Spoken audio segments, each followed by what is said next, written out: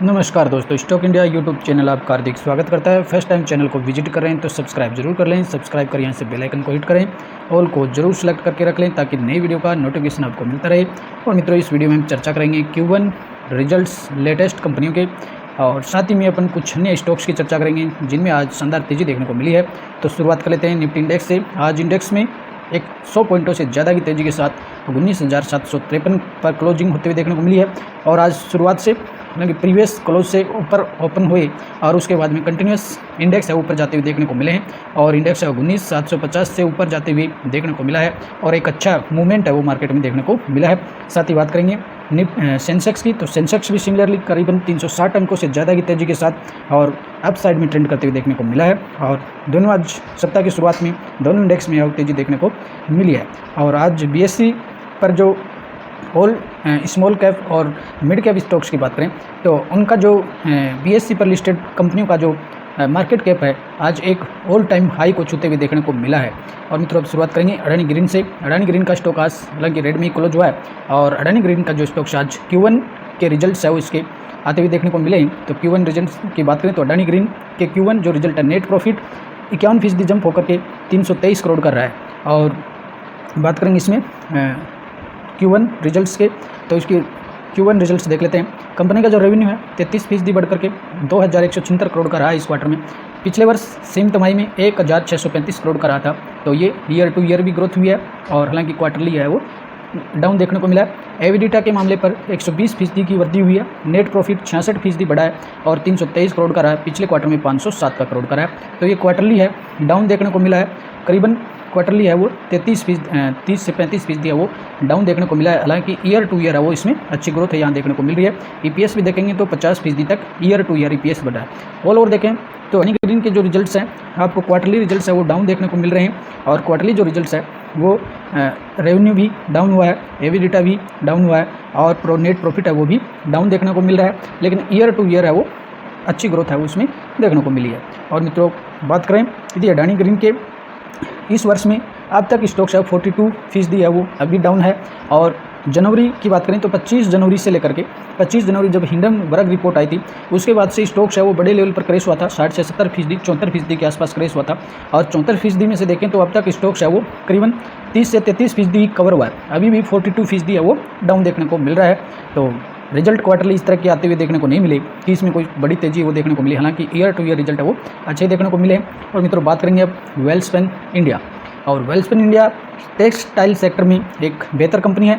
यदि आप ट्राइडेंट पर जाना चाहते हैं तो एक बार वेल्सपन इंडिया पर जरूर विचार कर लें। अगर वेल्सपन जो ग्रुप है वो दुनिया का टेक्सटाइल सेक्टर की दिग्गज कंपनी है, और जो वेल्सपन ग्रुप की और इंडिया में जो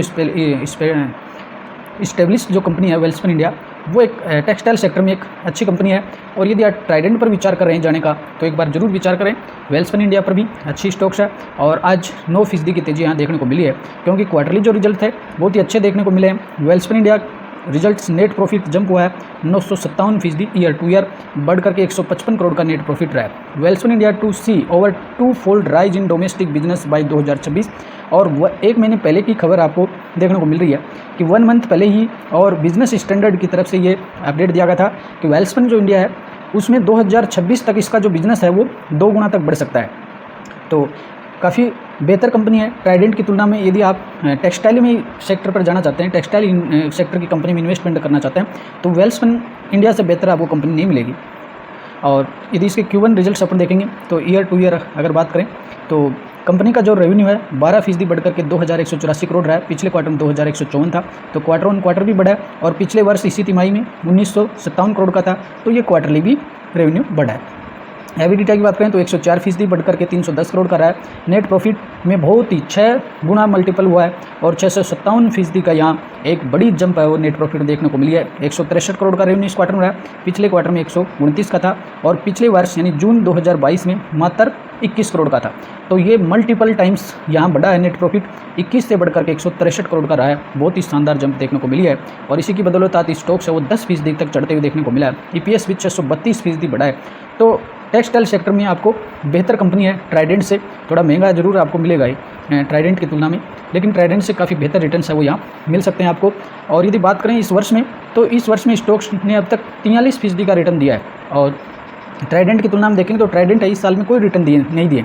और लास्ट 5 ईयर की बात करें तो पिछले 5 सालों में यहाँ 81% का रिटर्न देखने को मिला है।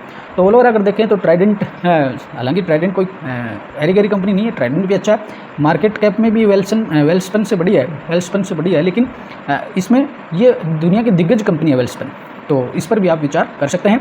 और मित्रों बात करेंगे अब नवीन फ्लोरिन की। और नवीन फ्लोरिन आज स्टॉक्स हालांकि ग्रीन में क्लोज हुआ है, लेकिन रिजल्ट आने के बाद में स्टॉक्स में कुछ गिरावट भी देखने को मिली है।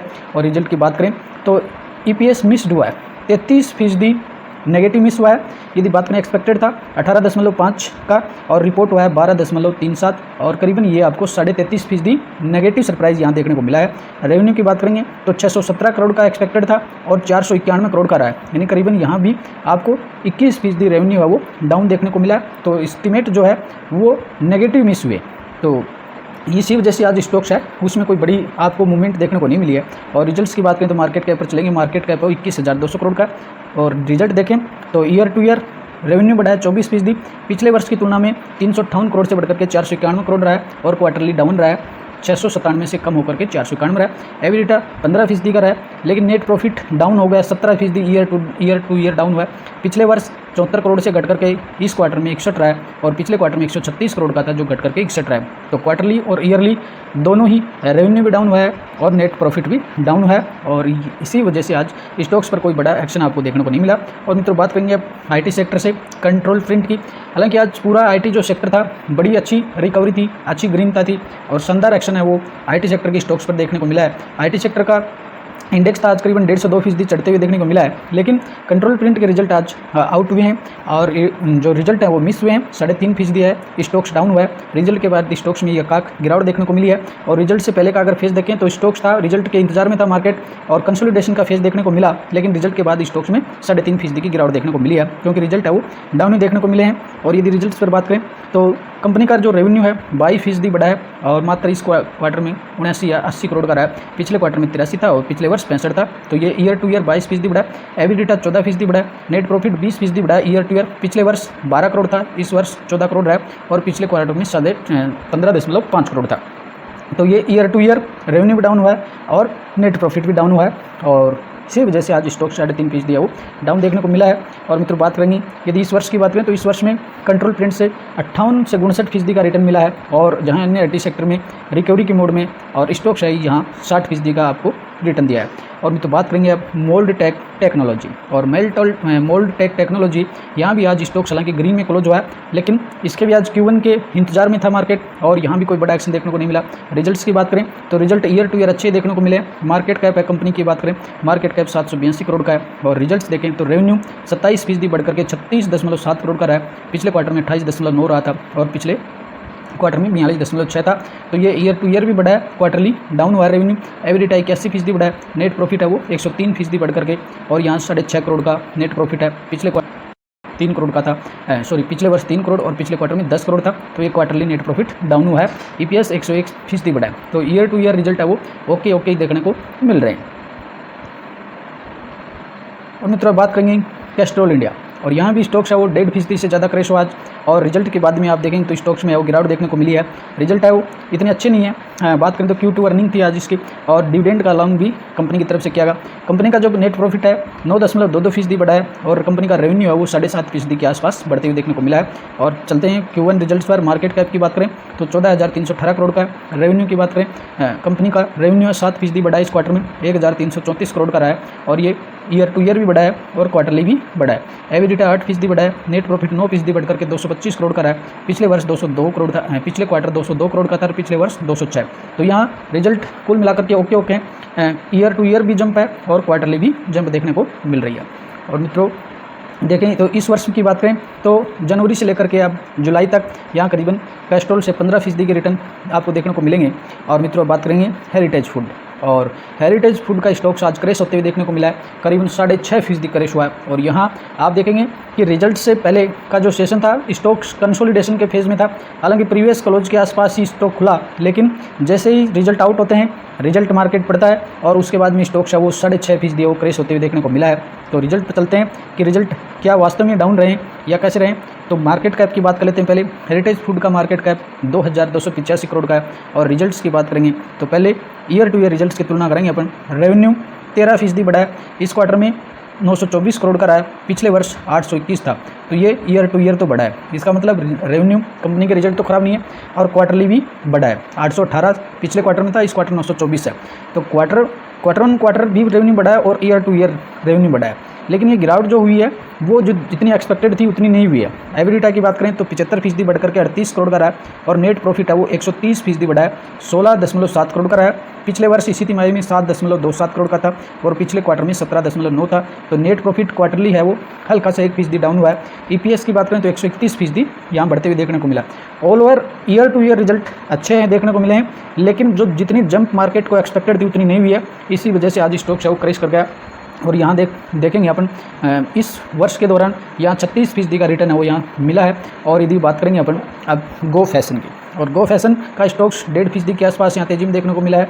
और इसके भी Q1 रिजल्ट्स अपन देखेंगे तो Q1 रिजल्ट्स देख लेते हैं। कंपनी का रेवेन्यू 15% बढ़ा है, एबिलिटा 20% बढ़ा है, नेट प्रॉफिट 8% बढ़ करके 26 करोड़ का रहा है, पिछले क्वार्टर में 14 करोड़ था और पिछले वर्ष 24 करोड़ था।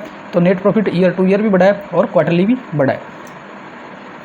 और यहाँ अगर देखेंगे तो लास्ट 5 ईयर में आपको यहाँ से कोई रिटर्न नहीं मिल रहे हैं। अभी भी पिछले 5 सालों में स्टॉक्स 5% डाउन है और 5 साल तक अगर इसको स्टॉक्स को अपन होल्ड करके रखें और फिर भी 5% और डाउन देखने को मिल रहा है। तो इस तरह की अगर कंपनियों से अपन सावधान रहें और तो इन कंपनियों में एक अच्छी स्टडी की जरूरत है, इसलिए इन पर क्वार्टरली रिजल्ट्स को गहराई से अध्ययन करें। और मित्रों बात करेंगे आइनॉक्स ग्रीन एनर्जी, और यहाँ आज स्टॉक्स है वो करीबन 5% है वो तेजी में देखने को मिला है। और यदि बात करेंगे तो तेजी का कारण ये था कि कल आइनॉक्स ग्रीन के Q1 रिजल्ट आते हुए देखने को मिले थे। तो Q1 रिजल्ट है वो ठीक ठाक ही है। कंपनी का रेवेन्यू 3% बढ़ा, एबिलिटा 63 और नेट प्रॉफिट 123% बढ़ा है।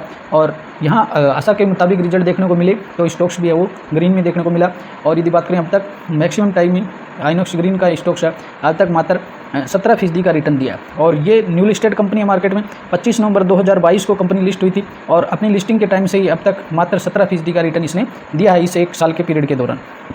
और मित्रों बात करेंगे INOX wind energy. INOX wind energy की बात करें तो यहाँ भी स्टॉक्स यहाँ 1.5% यहाँ तेजी देखने को मिली है। आइनॉक्स विंड के Q1 रिजल्ट्स की बात करें तो कंसोलिडेटेड जो रेवेन्यू है वो 65% है वो ईयर टू ईयर बढ़ करके 352 करोड़ का रहा है। और एबिलिटा है वो भी पॉजिटिव यहाँ सेंस में देखने को मिला है। और बात करेंगे अब Q1 रिजल्ट्स की तो Q1 रिजल्ट अच्छे देखने को मिले। सेल्स 66% बढ़ा है, एबिलिटा 164% बढ़ा है, नेट प्रॉफिट 52% बढ़ा है और ईयर टू ईयर बढ़ा है। आप देखेंगे कि नेट प्रॉफिट इस क्वार्टर में कंपनी को 65 करोड़ का लॉस हुआ है, पिछले क्वार्टर में 112 करोड़ का लॉस था। तो ये एक पॉजिटिव सेंस है रिजल्ट में कि लॉसेज कम हुए हैं कंपनी के और ईयर टू ईयर भी लॉसेज करीबन आधे हो गए हैं। पिछले वर्ष इसी तिमाही में 130 करोड़ का लॉसेज था जो आधा ही रहा इस क्वार्टर में 65 करोड़ का रहा। तो लमसम क्वार्टर कंपनी का जो परफॉर्मेंस है वो लगातार अच्छा ही देखने को मिल रहा है, जो लॉसेज हैं वो कम होते हुए देखने को मिल रहे हैं। और अगर यहाँ बात करें तो आज अब लॉयड स्टील की और लॉयड इंजीनियरिंग वर्क्स का आज स्टॉक्स है करीबन अपर सर्किट में देखने को मिला 20%। और आज जो मेटल जो स्टॉक्स थे उनमें आज शानदार एक्शन देखने को मिला, शानदार तेजी है वो यहाँ देखने को मिली है। और इस वर्ष की बात करें तो लॉयड स्टील का स्टॉक्स ने यहाँ करीबन 162% का रिटर्न है वो मात्र 6 महीने के दौरान दिए, जनवरी से लेकर के जुलाई तक।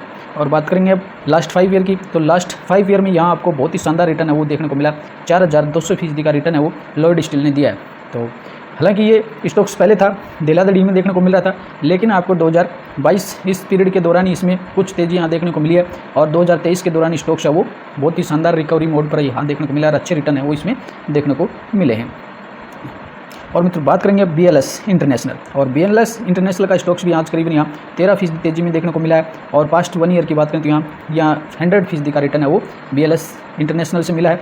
और तो मित्रों आज के ये थे कुछ लेटेस्ट रिजल्ट, साथ में कुछ अपडेट्स थी और कुछ तेजी वाले स्टॉक्स। आशा करते हैं वीडियो आपको पसंद आया होगा, हेल्पफुल लगा होगा। और पहली बार विजिट कर रहे हैं तो सब्सक्राइब जरूर कर लें, शेयर और लाइक जरूर करें। नमस्कार, अगले वीडियो में फिर मिलते हैं।